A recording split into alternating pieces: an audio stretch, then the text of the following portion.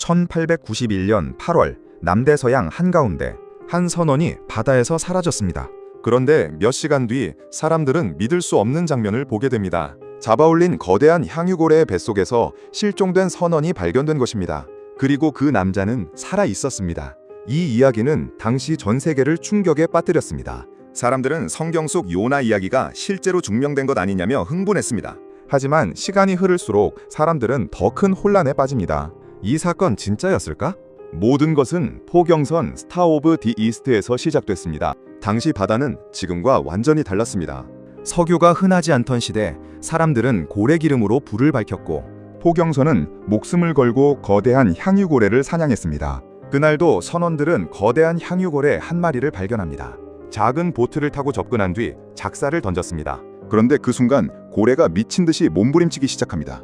거대한 꼬리가 바다를 뒤집었고 작은 보트 하나가 그대로 박살나버렸습니다. 선원들은 차가운 바다로 떨어졌고 비명이 터졌습니다.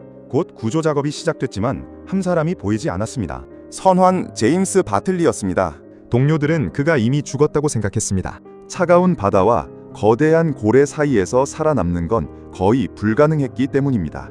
하지만 몇 시간 뒤 상황이 이상하게 흘러갑니다. 포획한 향유고래를 배 옆에 묶어 해체하던 선원들이 갑자기 멈춰섰습니다. 고래 뱃속이 움직이고 있었던 것입니다. 처음엔 착각이라고 생각했습니다. 그런데 분명 안에서 무언가 꿈틀거리고 있었습니다. 선원들이 급히 배를 갈랐고 그 안에서 한 남자를 발견합니다. 바로 몇 시간 전 사라졌던 제임스 바틀리였습니다. 그는 거의 의식을 잃은 상태였고 몸은 축 늘어져 있었습니다. 피부는 새하얗게 탈색되어 있었고 얼굴은 심하게 손상된 것처럼 보였다고 전해집니다. 일부 선원들은 마치 유령 같았다고 말했다고 합니다. 며칠 뒤 바틀리가 정신을 되찾았다는 이야기가 퍼집니다. 그는 자신이 미끄러운 통로 속으로 빨려 들어갔고 완전한 어둠 속에서 숨이 막혀 정신을 잃었다고 말했다고 합니다. 이 사건은 순식간에 전 세계 신문으로 퍼졌습니다. 고래에게 삼켜졌다 살아 돌아온 남자. 사람들은 열광했습니다. 교회들은 이 사건을 요나 이야기와 연결했고 어떤 사람들은 성경이 사실이라는 증거라고까지 주장했습니다. 하지만 시간이 지나자 예상치 못한 문제가 등장합니다. 기록이 이상했던 것입니다. 당시 포경선 기록에서 사건이 명확하게 확인되지 않았고 일부 연구자들은 제임스 바틀리라는 선원 자체가 존재하지 않는다고 주장했습니다. 심지어 어떤 역사학자는 이 사건이 신문사가 만들어낸 전설일 가능성이 높다고 말했습니다. 당시 언론은 자극적인 괴담 경쟁이 매우 심했습니다. 특히 바다 괴담과 괴생물 이야기는 신문 판매량을 폭발적으로 올렸습니다. 그리고 고래 뱃속에서 살아 돌아온 남자는 사람들을 사로잡기에 완벽한 소재였습니다. 하지만 그렇다고 완전히 거짓이라고 단정하기도 어렵습니다.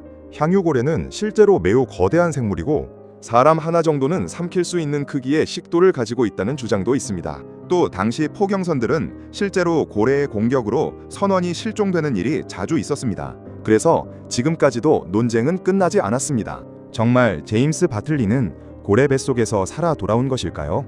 아니면 19세기 언론이 만들어낸 가장 유명한 바다 미스터리였을까요? 분명한 건 하나입니다. 130년이 지난 지금도 사람들은 여전히 이 이야기를 믿고 싶어 한다는 것입니다. 왜냐하면 인간은 언제나 현실과 전설의 경계에 있는 이야기에 가장 강하게 끌리기 때문입니다.